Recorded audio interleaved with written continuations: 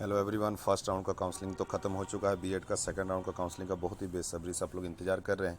देखिए, seat matrix तो कल आना चाहिए था, बट अभी तक आया नहीं है। मेरा जहाँ तक उम्मीद है आज आना चाहिए सीट मैट्रिक्स, या फिर हो भी सकता है कि कल भी आ जाए। मतलब 1 से 2 दिन के अंदर में सीट मैट्रिक्स आ जाएगा। देखिए यहाँ पर लिखा हुआ है कि पहले राउंड की काउंसलिंग प्रक्रिया पूरी हो चुकी है। अब दूसरे राउंड का इंतजार ये किया जा रहा है। निजी कॉलेजों में बीएड की 80% फीसदी तक सीटें रिक्त और सरकारी कॉलेजों में 35 से 55% तक नामांकन हुआ है।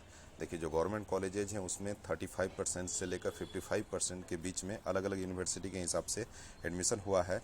बट यहाँ पर देख सकते हैं कि 80% सीट खाली है प्राइवेट कॉलेज में। इसीलिए आप लोग टेंशन मत लीजिएगा। देखिए, मेन इसका कारण गलती हम लोग का भी सिस्टम का है, क्योंकि ज़्यादातर बच्चों ने जो ग्रेजुएशन का एग्ज़ाम दिया है या पीजी का एग्ज़ाम दिया है, और अपीयरिंग को भी अलाउ किया गया था, और अपीयरिंग को अलाउ किया गया है तो मार्क्स नहीं भी आया है, तो बच्चों को एक एप्लीकेशन देकर वहाँ पर उनको लेना चाहिए था, कंसीडर किया जाना चाहिए था कि जैसे रिजल्ट आएगा तो मैं सबमिट कर दूंगा या कर दूंगी, और यदि नहीं करते हैं तो आप मेरा एडमिशन कैंसिल कर सकते हैं। इस तरह का एक मतलब बच्चे की तरफ से एक रिटर्न एक लेना चाहिए था, और एडमिशन ज़रूर होना चाहिए था। ये बहुत अफसोस की बात है।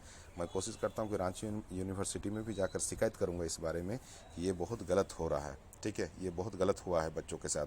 राज्य के 136 बीएड कॉलेजों में पहली काउंसलिंग के आधार पर नामांकन की जो प्रक्रिया है बुधवार को पूरी हो गई है, लेकिन नामांकन को लेकर जो आंकड़ा आया है वह चौंकाने वाला है। कई कॉलेजों में 15 से 20% सीट पर ही दाखिला हुआ है। हालांकि सरकारी कॉलेजों की स्थिति थोड़ी बेहतर है, वहां नामांकन की संख्या अधिक है। जमशेदपुर के बीएड कॉलेजों की बात करें तो यहां सबसे अधिक 65% नामांकन जमशेदपुर वुमेन्स यूनिवर्सिटी, जो कि गवर्नमेंट कॉलेज है, इस स्थित शिक्षा संकाय में हुआ है। हालांकि हालांकि यहाँ कुल सीट 200 है। हाँ, जमशेदपुर वुमेन्स यूनिवर्सिटी यहाँ पर 200 सीट है टोटल।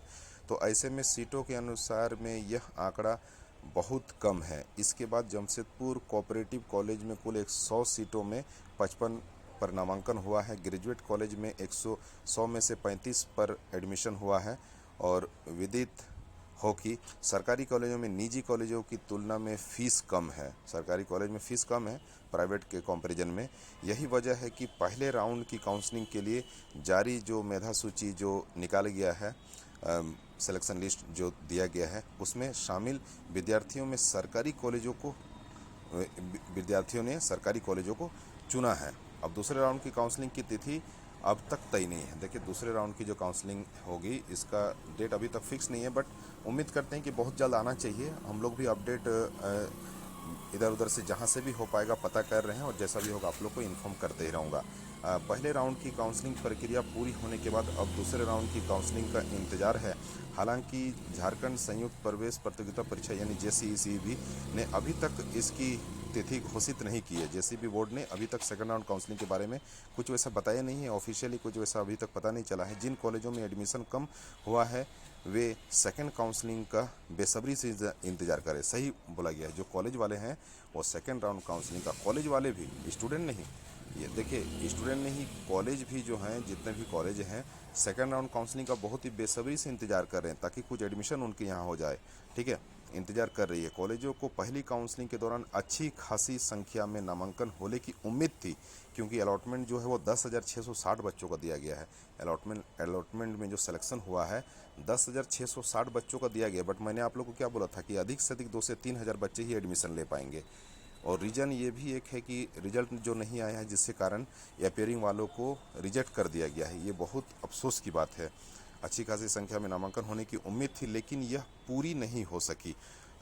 सेकंड राउंड की काउंसलिंग से संबंधित अधिक जानकारी के लिए www.jcecb.jharkhand.gov.in पर आप लोग विजिट कर सकते हैं, रेगुलर अपडेट ले सकते हैं। और मैं भी रेगुलर कंसल्ट में ही रहूँगा, आप लोग की टेंशन मत लीजिएगा। मैं भी पता करता हूँ जो भी अपडेट होगा बीएड से रिलेटेड जो भी अपडेट होगा ज़रूर आप लोग को मैं बताते ही रहूँगा। आप लोग टेंशन मत लीजिए।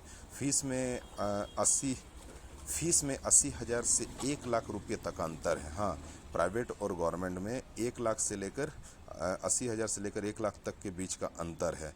निजी व सरकारी बीएड कॉलेजों में फीस के मामले में दोनों में 80,000 से 1 लाख रुपये तक का अंतर है। सरकारी कॉलेजों में सामान्य और ओबीसी कैटेगरी के अभ्यर्थियों के लिए फीस 1,20,000 है। निजी बीएड कॉलेजों में फ़ीस 2 लाख से 2,20,000 तक है।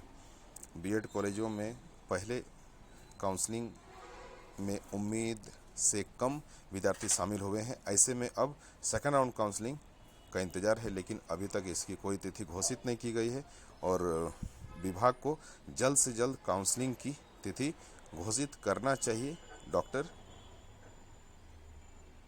ठीक है, इस तरह से दिया गया है। और हाँ, तो चलिए फिर नेक्स्ट जो भी अपडेट होगा मैं आप लोग को बताऊंगा। आप लोग टेंशन मत लीजिए, बहुत जल्द। और आज या फिर कल सीट मैट्रिक्स आ जाएगा।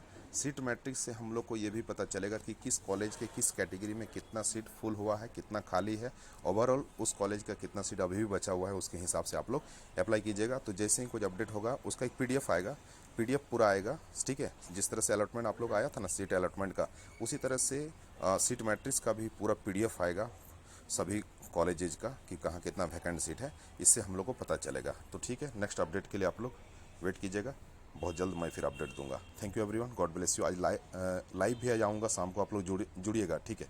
Thank you everyone.